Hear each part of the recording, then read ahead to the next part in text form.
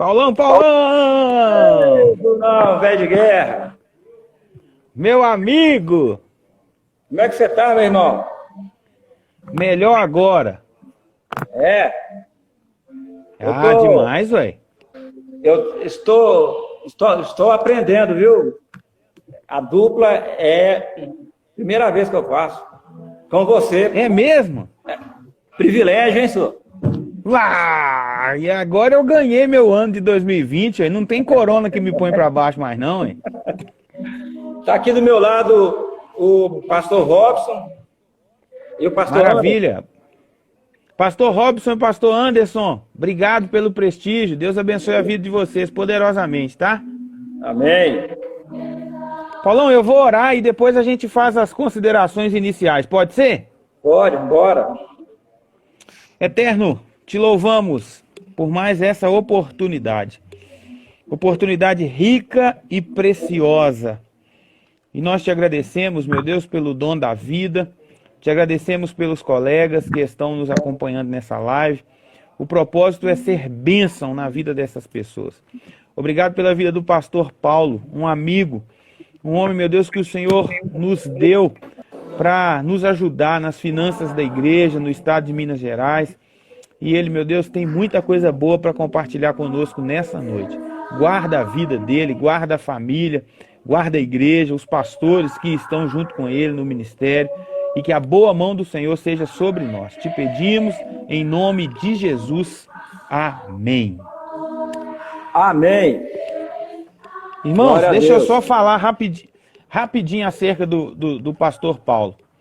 O pastor Paulo, ele é um homem com muita condição para falar de finanças para a gente, tá?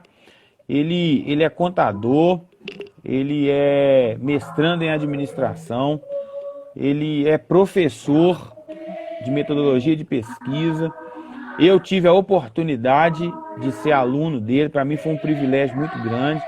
Então ele é um pastor, um homem que cuida de pessoas, mas ele é também um gestor de empresas, uma pessoa com plenas condições de falar conosco sobre saúde financeira. E como a gente está vivendo nos últimos dias essa questão da pandemia, o tema para hoje, então, do Falando Sério, é saúde financeira diante da pandemia. Paulão, é um prazer tê-lo conosco e que esse tempo seja um tempo tão bom para o senhor quanto já está sendo bom para nós, tá bom? Pastor, eu também quero expressar aí a minha alegria e oportunidade de certa forma, estar transferindo experiência e conhecimento, né? Que é o que a gente tem feito, né? É a área que eu atuo, além do Ministério Pastoral, e eu sou feliz demais em poder compartilhar e espero que a gente, nesse dia de hoje, trabalhe o tema de forma tal que as pessoas possam não só aprender, como aplicar em casa, né? Eu tenho dado os cursos, né, no Facebook sobre geração de riqueza. São 10 aulas, né, exatamente preocupado com essa área. Então, achei muito oportuno e interessante a iniciativa de vocês, né? Eu fico feliz demais da conta em poder compartilhar com os amados irmãos essa matéria, essa disciplina, essa oportunidade. Beleza? Maravilha, então tá aberto o Falando Sério de hoje e o nosso tema é saúde financeira diante da pandemia. Paulão, vai logo aí a primeira pergunta. É o seguinte, cada família vive a sua realidade orçamentária, mas de uma forma geral, qual é a melhor estratégia para manter as contas em dia durante a pandemia? Qual o conselho? Qual a orientação, meu amigo? Rapaz do céu, essa primeira pergunta já começou brava, hein, senhor? Começou brava, exatamente. Mas, como eu estou vivendo algumas experiências nos últimos dias e ensinando também, acaba que não se torna muito difícil de falar um pouco sobre isso. Eu queria, inclusive, inicialmente, trazer à tona a experiência de José. do Egito, né? Me veio em mente, estou com isso na cabeça o dia todo. O que aconteceu com José? Depois do desastre todo acontecido com ele, dele ter chegado no Egito, depois ele acabou sendo privilegiado, né? Ele teve, através da soberania de Deus, né? De Deus, que foi o direcionamento dele, e ele acabou interpretando o sonho de Faraó, e a coisa tomou um rumo que ele nem esperava. Faraó, então, nomeia ele governador do Egito, o segundo homem mais forte, né? E aí ele começa a sua estratégia. Quando ele estava com fartura, ele juntou, porque iria ter 7 anos de sobra e 7 anos de escassez, né? No final, a providência de Deus acaba amparando também a sua própria família. Mas então, uma parte traumática hoje de nós e famílias é que a gente não tem a mesma atitude que José teve. A gente não junta para prever o futuro. A gente não junta prevendo fenômenos inesperados, né? Pandemia, coronavírus é um fenômeno. Assim como terremoto, tsunami, chuva demais, excessos de chuva. Então, quando chega numa fase dessa, a gente só aprendeu a trabalhar, ganhar e comer, né? Não está preocupado. E agora a gente está deparando com situações difíceis. Por exemplo, muitos de nós vão perder o emprego. Então, acontece de que a gente agora não tem dinheiro, porque a gente não se precaveu, não é verdade? Então, as estratégias para manter as contas em dia, praticamente é negociação, né? É prorrogação de prazos. Aí tem que insistir. Tem pessoas que estão tentando ligar em banco, não está conseguindo. As prestações vão ser prorrogadas, né? Conta de água e luz, né? A gente tem que esperar as concessionárias dar o pontapé inicial, mas eu acho que o ponto crucial agora, o pastor Bruno, é não desesperar. É não desesperar. O ponto crucial agora é segurar muito, mas segurar muito, muito. Talvez as perguntas à frente, a gente vai acabar tocando de novo nesse assunto, mas agora é o seguinte, segurar, não pagar a coisa, não antecipar pagamento, não pode, escolher as dívidas ou prestações que tenham os juros por atraso mais alto, né? Porque os juros baixos você sofre menos depois. Então você tem, por exemplo, você tinha um cartão de crédito. Cartão de crédito, os juros de cartão de crédito variam de 6% a 17%. Por exemplo, o Itaú é 6%. A Caixa, o cartão dela é 13%. Tem cartão que é 9%. Isso estou falando de cartão ao mês. Se você tem uma dívida de um cartão de R$1.000, por exemplo, em que os juros, né, um cartão de C&A, por exemplo, é 17%. Em 5 meses, a sua dívida dobra. Então, esse cartão, para evitar um dano futuro, se não tiver a prorrogação, esse cartão, o primeiro, tem que entrar na lista de pagamento. Aquela parcela, aquele compromisso seu com o juro é baixo, esse você pode segurar um pouco mais, porque por mais que você atrase o pagamento, o montante da dívida vai subir pouco, né? Então, uma coisa que eu vejo nessa crise positiva é exatamente o aprendizado, né? E se vier outra, será que eu vou sofrer as mesmas consequências, ser penalizado do mesmo jeito que eu estou sendo hoje? Então a pessoa tem que pensar muito. Agora, não dá para precipitar. Eu conheço muita gente que gosta de antecipar parcelas, entendeu? O momento agora é de segurar. Se você tem renda, Se o seu salário for reduzido, se você tem um dinheirinho guardado, segura esse dinheiro, porque você pode precisar de dinheiro para comer. E outra coisa, cada um vive a crise de um jeito. Nós temos pastores que dependem de prebenda de igreja, nós temos funcionários que têm o salário reduzido, nós temos pessoas do meio que perdeu o emprego, não é verdade? E a gente não sabe quanto tempo isso vai durar. A previsão de 3 anos, recuperação da economia. Tem gente que não aguenta 3 anos desempregado. Não vai aguentar nem 90 dias. Então, a estratégia primordial agora, senta, eu ia falar de orçamento, mas tem uma pergunta sobre orçamento aqui depois. Senta, segura o que tem e começa a negociar de longo prazo. Não tem esse negócio de falar que mês que vem paga. Vai pagar é o ano que vem. Né? Estica tudo, vai esticando. E seleciona essas dívidas de juros expressivos, maiores. Então, você vai dar um certo equilíbrio nas suas finanças. E, de maneira geral, a estratégia é essa, entendeu? Então, é isso. Isso é uma realidade, né? E depois eu quero falar de orçamento, que está na pergunta 2. Tranquilo? Isso, vamos Quer nela falar logo. alguma coisa? Não, ótimo, ótimo.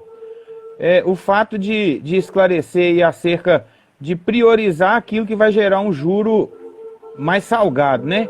Paga essas contas e aquilo que o juro é menor, talvez passa para frente. Ok. A pergunta número 2 diz o seguinte: muitas famílias vivem no vermelho. Mesmo antes da pandemia, já era uma prática estar no vermelho. Como elaborar um orçamento familiar? E aí já não é nem um orçamento pessoal mais, é um orçamento familiar equilibrado, a fim de manter as contas pagas e a casa em ordem. Parece muito com a primeira, mas aqui fala de elaborar um orçamento, né? Como que você nos diria acerca disso? Pastor, as duas primeiras aulas que eu dei nas lives, falou de orçamento, fluxo de caixa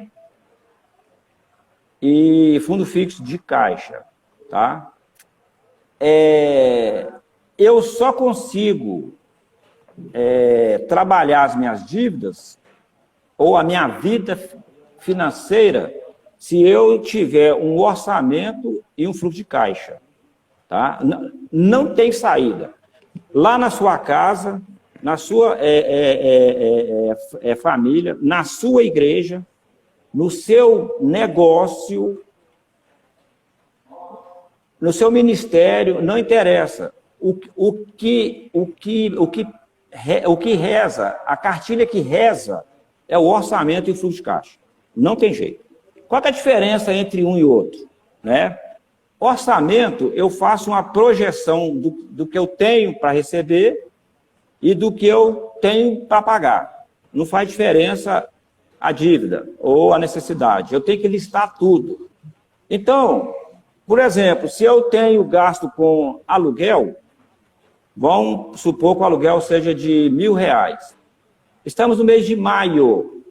Então, eu vou projetar esse aluguel para 12 meses. Então, eu jogo em maio, junho, julho e agosto, aluguel de R$1.000. Se a minha renda é de 2.000, então eu vou jogar para 12 meses. Eu posso fazer para 12, para 36, para 24 meses.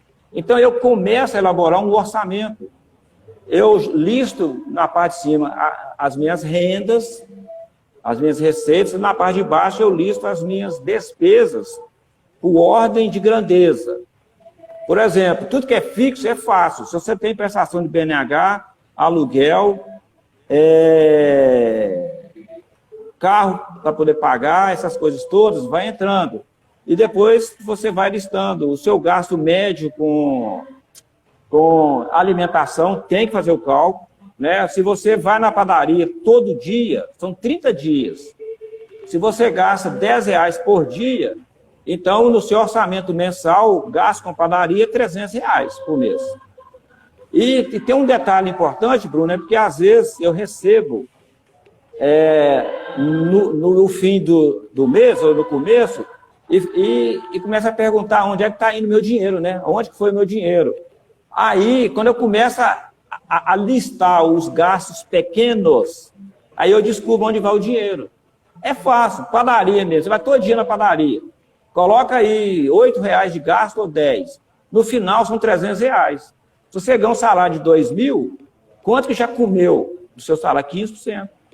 E você não sabia. E às vezes você pizza toda semana, passeio toda semana, cosmético toda semana. Quando você começa a botar R$10, R$3, 5, 8, 9, passagem com combustível, você vai descobrir que você está endividado há muito mais tempo do que você imagina. Então, no meu orçamento, eu listo as entradas, projeto para 1 ano ou 2, listo todas as minhas despesas, né? Projeto para 1 ano. Mas eu queria dizer uma coisa séria. Quando eu faço orçamento familiar, eu não estou fazendo orçamento do esposo ou da esposa, ou do filho. Eu estou fazendo orçamento familiar. Então, o orçamento não é de um ou outro, o orçamento é da família.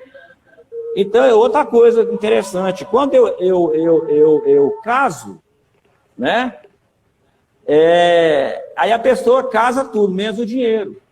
O dinheiro da esposa é dela, o dinheiro do esposo é dele. Se o marido precisa de um dinheiro, a esposa empresta o dinheiro para ele e depois ela cobra. Aí eu queria dar uma sugestão. Casa o dinheiro também. Veja bem, se o esposo ganha 1.500 e a esposa ganha 1.500, se o orçamento for em cima de 1.500, é um orçamento. Se for em cima de 3.000, aí é outra história. Você vai fazer um orçamento em cima de R$3.000. Você juntou tudo. Aí você entra, você põe tudo. A despesa não é de um ou de outro, a despesa é do casal. É por isso que muitos casamentos não dão certo. 85% dos divórcios hoje entre cristãos é por causa de dinheiro. Por quê? Porque casou tudo, não casou o dinheiro. Então pensa, você recebe R$1.500, chegou e entregou lá para sua esposa. Ou vice-versa, né? A esposa recebeu 1.000, chegou e entregou para o esposo. Quando ele sentar para fazer o orçamento, a renda é 2.500. Aí começa a tirar na parte de baixo todos os gastos. Os essenciais, os necessários e os supérfluos. Depois nós vamos falar dos gastos supérfluos, não é verdade? Então, só existe um meio de controlar as finanças e de ter uma qualidade de vida superior. É fazer orçamento doméstico. Deixa eu falar de fluxo de caixa. Não é isso que eu falei que ia falar? Qual que é a diferença do fluxo de caixa? Quando é que vence o nosso IPVA? É no mês de janeiro, não é? Janeiro, fevereiro e março. Concorda comigo? Sim. Beleza. Janeiro, fevereiro e março, quais são os tipos de despesa que eu tenho mais? Eu tenho material escolar para filho, eu tenho IPVA, eu tenho IPTU. Então, é uma série de despesas que entram em janeiro, fevereiro e março que eu não projetei. Se eu ganho 2.000, quando eu chego em janeiro, a minha linha de salário continua 2, mas a minha linha de despesa sobe para 3. Qual que é o segredo, então? Eu vou em janeiro de 2020, separo esse dinheiro mensal do IPVA. É fácil. O IPVA é R$1.200. Estou dando exemplo prático, né? Para mim pagar o IPVA em janeiro de 1.200, quanto que eu preciso de guardar todo mês para pagar o IPVA em janeiro? R$100. Quanto que eu ganho? 2.000. Quanto que eu tenho que separar para o IPVA? R$100. Quando eu chegar em janeiro e fevereiro, eu vou pagar o IPVA à vista, porque eu guardei o dinheiro e vou ter que desconto de 7%. Ou seja, eu já comecei a juntar dinheiro, meu amigo. Agora é fácil explicar a diferença entre fluxo de caixa e orçamento. O orçamento é a projeção do dinheiro que eu vou gastar. O fluxo de caixa é o momento que eu vou gastar o dinheiro. Então, eu juntei um ano para pagar IPVA. Quando é que eu paguei? Janeiro. Janeiro é o fluxo de caixa. Quando eu tirei o dinheiro e paguei. Durante o ano 2020 foi o orçamento que eu fiz. Então, até nisso, essa sofisticação toda ajuda a pessoa. Vou te falar, se o cara fizer isso aí, ele fica rico. Rico. Eu garanto. Teve uma pergunta. Eu quero aqui também registrar a presença do pastor Zé Ricardo, um amigo, do pastor Wenderson, um amigo, e da bispa Leslie.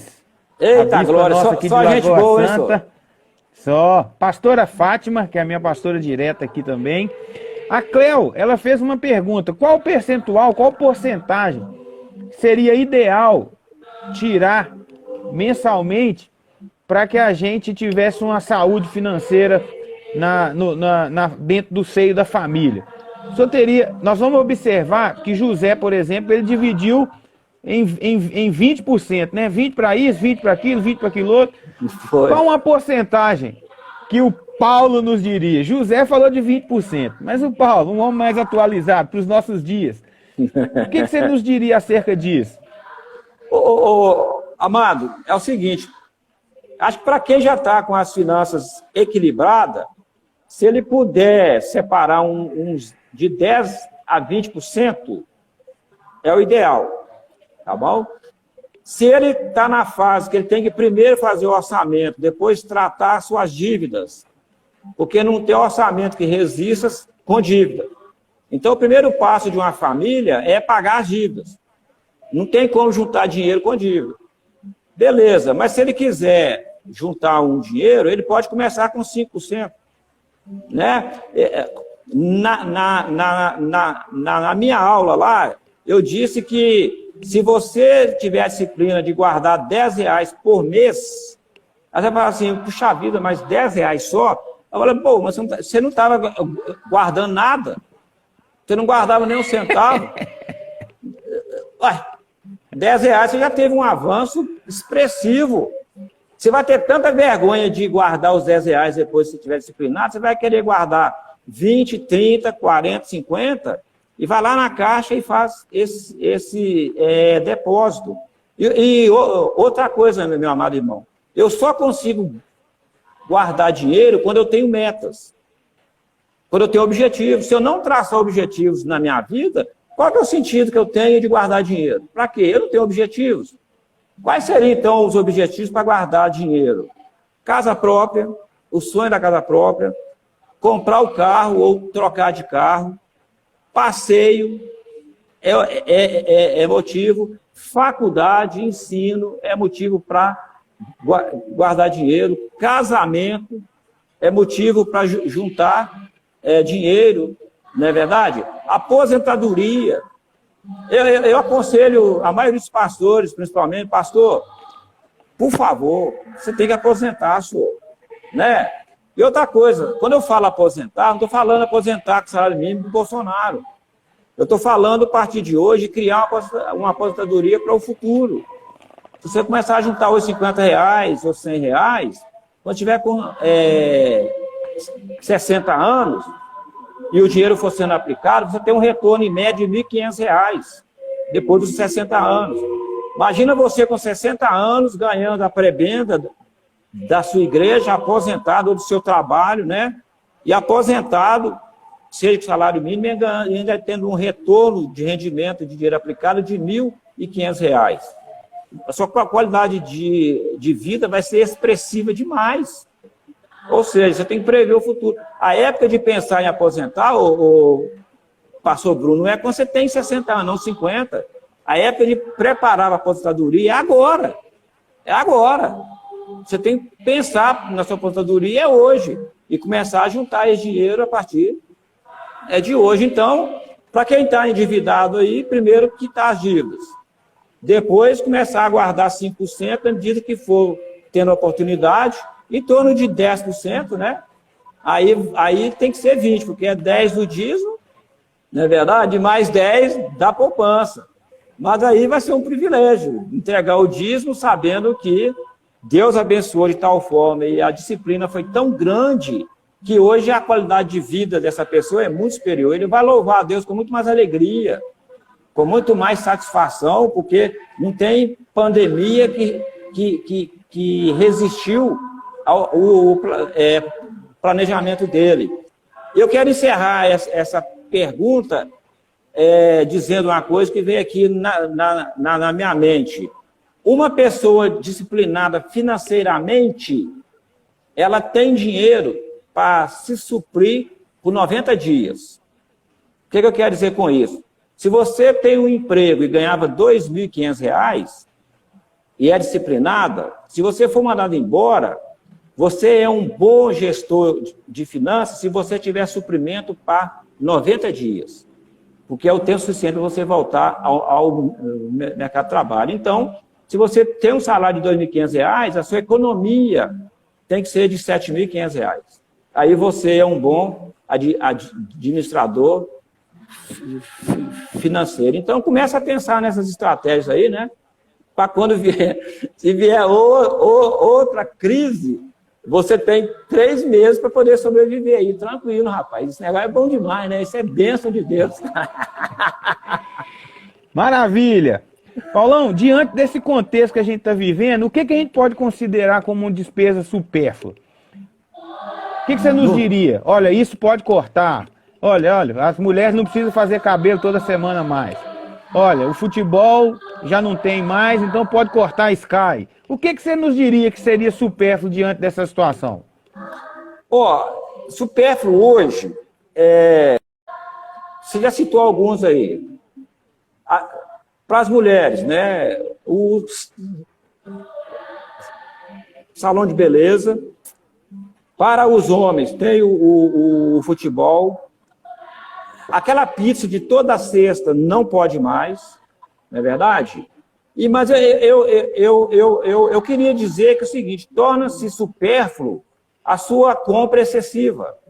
Né? Você estava acostumado a ir lá no supermercado e encher 2 carrinhos, está na hora de você eliminar aquilo que você não pode mais.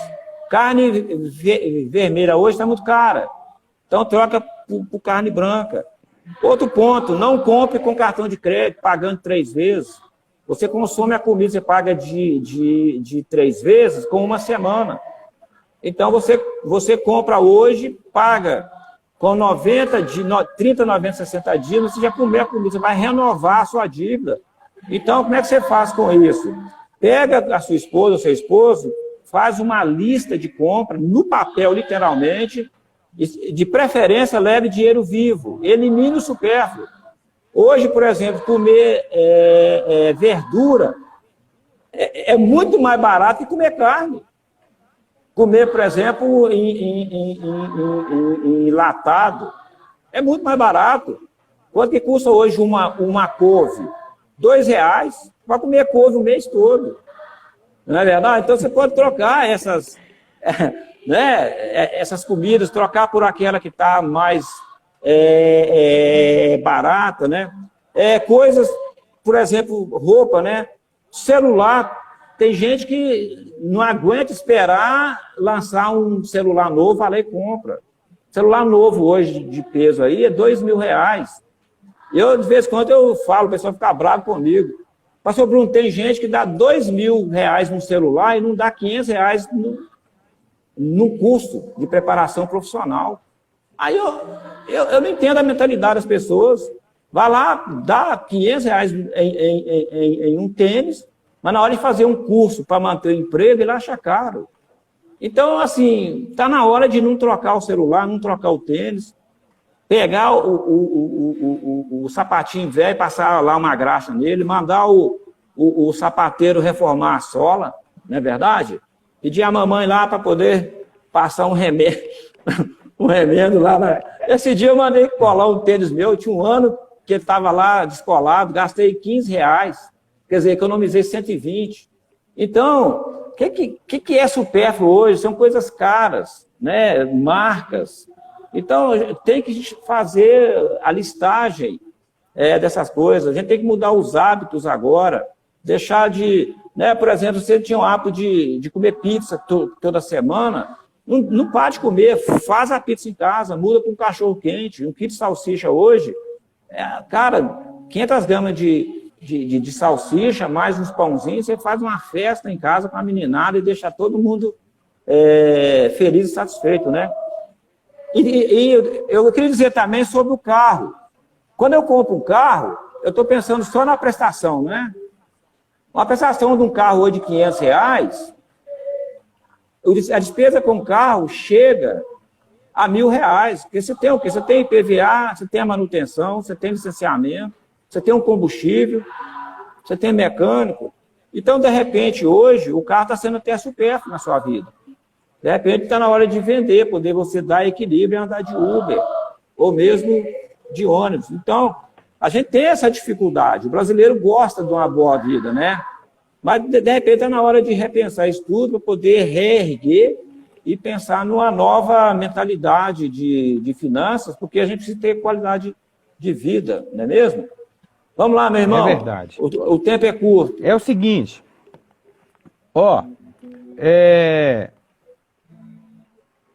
como igreja, precisamos agir de forma correta, ninguém discute isso. Mas qual o seu conselho como pastor e especialista das finanças ante o que é indispensável e o que é necessário no orçamento da igreja? O que o autor da pergunta queria dizer? Que a igreja precisa andar de forma correta.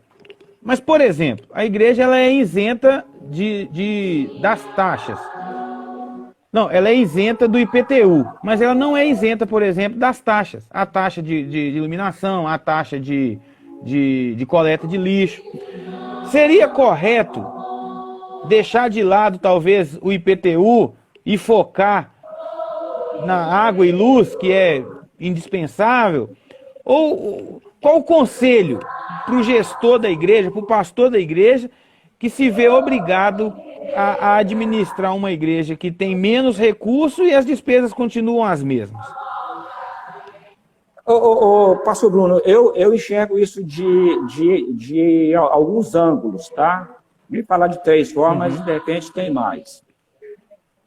Primeiro, o que pesa hoje em igrejas não são as taxas, tá? Não são. As taxas de igreja são pequenas. Segundo, o que pesa na igreja hoje ou é a prebenda pastoral ou é o aluguel. Água, luz e telefone são despesas pequenas. Então, o foco principal hoje não é esse. Tá? Quando eu falo de IPTU, de taxa de incêndio, taxa de lixo, eu estou falando de um contexto público. Eu não posso simplesmente isoladamente negociar, porque a prefeitura não vai aceitar. Ou ela cede para todo mundo, ou ela não cede para ninguém. Você vai na Receita Federal, o procedimento é o mesmo.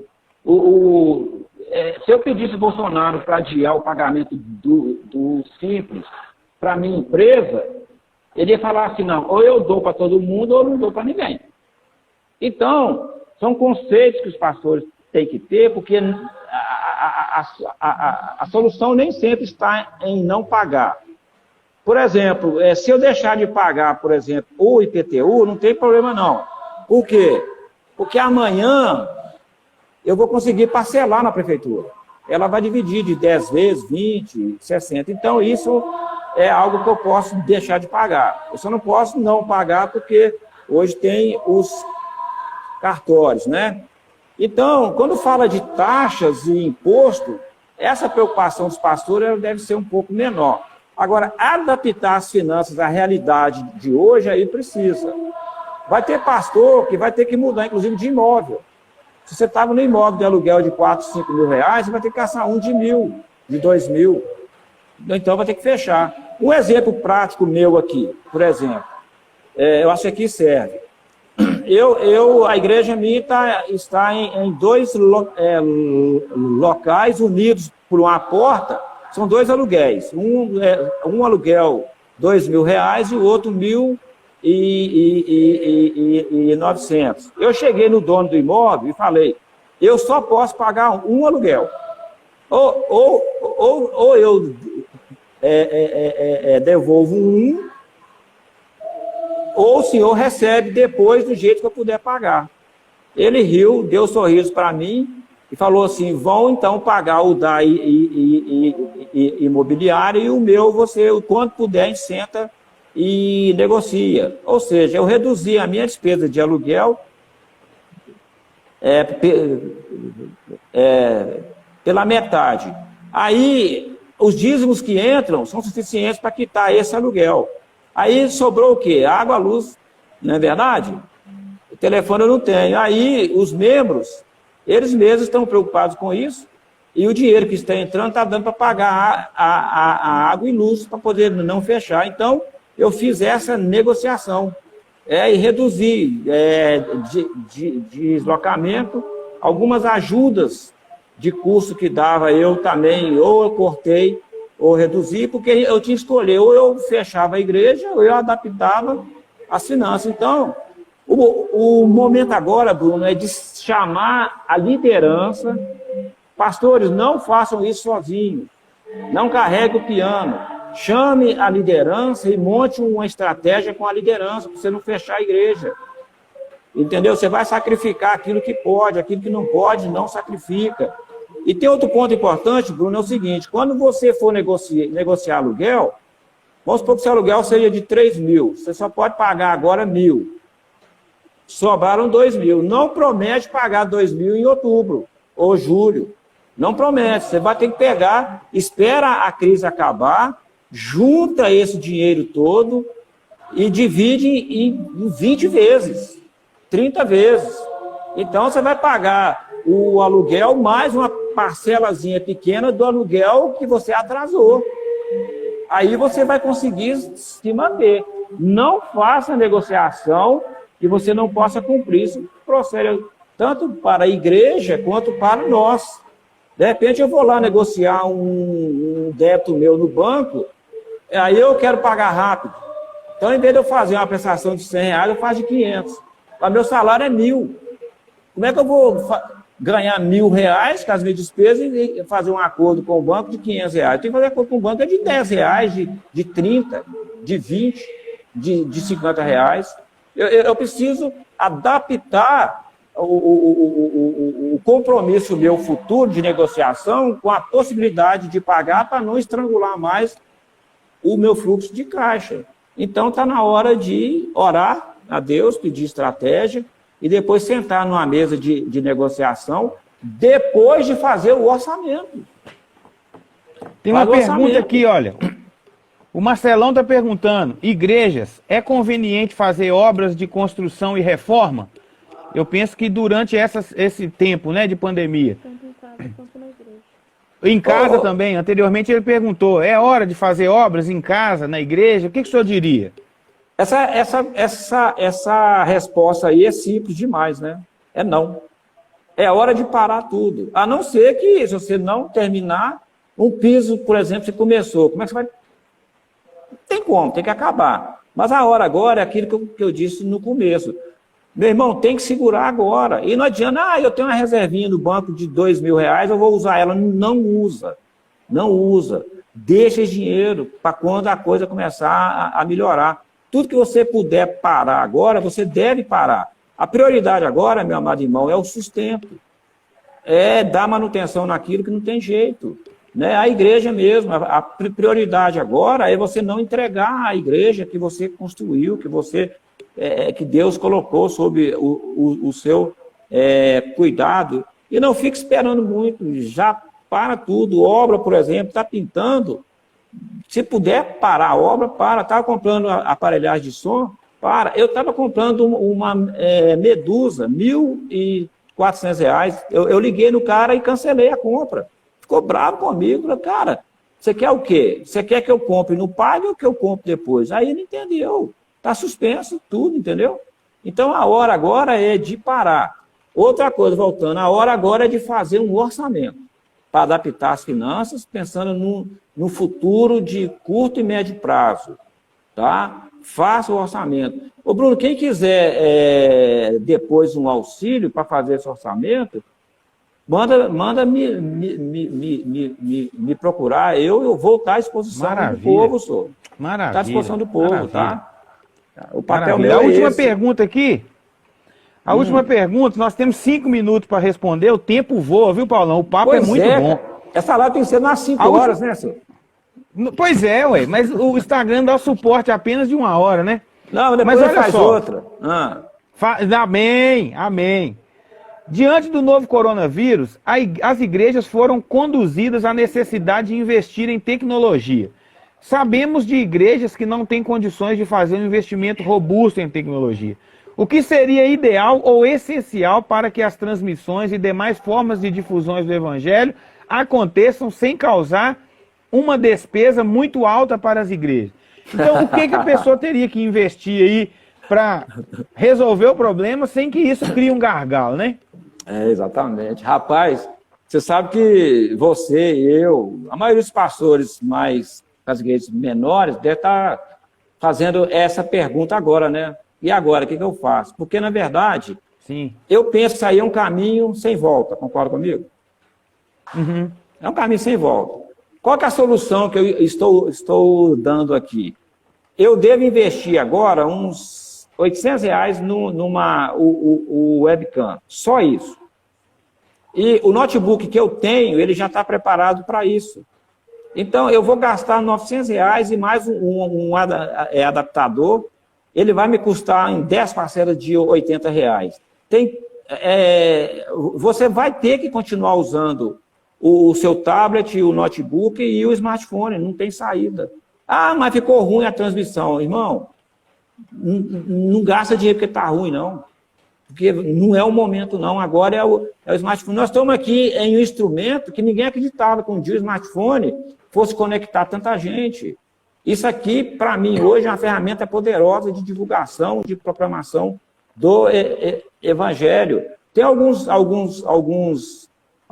tutoriais no YouTube que ensina gastos para igrejas menores, médias e grandes. Gira em torno de R$ 1.000 a R$ 1.500, depois de 4 a 6 mil e depois acima disso. Mas o que eu dou agora de conselho é ir adaptando essa nova realidade aos poucos, sem gastar muito dinheiro. Usa o celular, se o celular do seu irmão lá é melhor do que o seu, dá ele a conexão para ele filmar, pegue pessoas mais técnicas, né? Porque de repente a gente é ruim demais desse negócio, coloca no seu meio pessoas mais especializadas. Eu aqui hoje mesmo, eu estou dentro na minha igreja, tem 2 pessoas lá dentro fazendo as lives. Ou seja, com os celulares deles. Eu conectei todo mundo e eu estou tendo sucesso total. Até agora eu não gastei um centavo. Vou gastar R$ 800. Então, meu amigo, as redes sociais vieram na hora boa para a gente atingir um público muito maior. Então, quando você estiver bem de situação, pode investir pesado. Mas no momento agora, um smartphone de R$ 1.000, meu amigo, vai fazer sucesso nas redes sociais, mas sucesso com força, viu? Não gaste dinheiro agora. Paulão, acabou oh, meu Deus. É difícil até de acreditar num negócio desse, mas é o seguinte, a gente vai criar uma outra situação. Se eu já não tivesse um compromisso para a próxima semana, eu ia ver com você a possibilidade da gente continuar essa conversa na próxima semana, mas a gente já tem.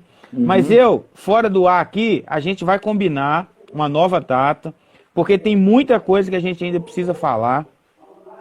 Tem muita gente que precisa fazer perguntas e hoje a gente foi tão rápido, o papo foi tão bom que a gente ocupou todo o tempo e não deu oportunidade para as pessoas, né? Exatamente. Mas eu quero te agradecer, inclusive você, como um homem ocupado que tem tanta coisa, o senhor disse que está à disposição para ajudar as pessoas a fazer um orçamento. É um prazer, uma honra. Que coisa linda, que coisa linda. Muito obrigado, viu? Eu disse para o senhor que nós não teríamos uma pessoa melhor para falar sobre saúde financeira. Eu quero te agradecer de coração por se colocar tão pronto para nos servir. Eu quero que o senhor saiba que muitas pessoas foram orientadas, muitas famílias podem ter o curso da sua vida financeira melhorada. Amém, né? A Cléo está falando que hoje ficou a introdução, né? Então, é verdade. Então a gente combina, eu faço esse compromisso com os colegas que estão nos acompanhando, de numa nova oportunidade a gente voltar para falar disso. Tem gente falando aí, ó, bom demais, queremos mais. Então, amém. Então, vai assistir as marca. aulas lá no Facebook. São 10 aulas de finanças, geração de riqueza. Olha aí, ó. Olha que coisa maravilhosa. Paulão, tem como você orar por nós, amigo? Por favor? Claro. Agora. Deixa eu só falar algo aqui. A próxima semana a gente vai falar sobre discipulado com a pastora Leslie. Sobre discipulado. Amém. Participem vocês que estão nos acompanhando hoje. Amém. Paulão, ore por nós, meu amigo. Amém. Pai, nós te louvamos por esse momento que é ímpar e precioso. Louva a Deus, ó Pai, pela vida de todas as pessoas que, de uma forma ou outra, participaram, ó Pai, dessa ministração. Agradeço, ó Pai, pela vida do pastor Bruno, pela sua iniciativa. Agradeço, ó Pai, as bênçãos que o Senhor tem derramado sobre as nossas vidas, a tua proteção, aquilo que o Senhor tem feito pelas nossas vidas, apesar de todas essas crises. A gente tem percebido que o povo de Deus, ó Pai, está muito proativo, está crendo que isso vai passar, ó Deus. Nos fortaleça cada um. Ajude as pessoas a sair, ó Pai, das finanças vermelhas. Ajude elas, ó Pai, a fazer um planejamento. Traz a luz, ó Pai, traz simplicidade. Traz, ó Deus, um caráter transformado na vida dessas pessoas para que elas possam ter uma qualidade de vida superior e te sirva com muito mais alegria e prazer. Visita todas as famílias nesse momento. Leva ao Pai a paz, a alegria a todos os lares agora. Eu te oro agradecido em nome de Jesus. Amém e amém. Maravilha. Amém, meu irmão. Deus abençoe o senhor poderosamente, viu? Tamo junto. Obrigado. Até o próximo Eu quero encontro. agradecer. Amém. Eu quero agradecer o pastor Leonardo e a pastora Fátima, que nos permite usar, né, o Instagram da igreja para fazer esse trabalho. Deus abençoe a vida de vocês aí poderosamente. São Paulão, bênçãos até na a minha próxima, vida viu? também. Os dois são bênçãos na minha vida também. Avisa eles aí, hein? Amém. Amo, Glória a Deus. Amo mais que chocolate. Deus abençoe, amigo. Um forte abraço, Amém. tá? Outro, até mais. Tchau. Tchau, tchau, galera. Obrigado pelo prestígio. Deus abençoe poderosamente a vida de vocês.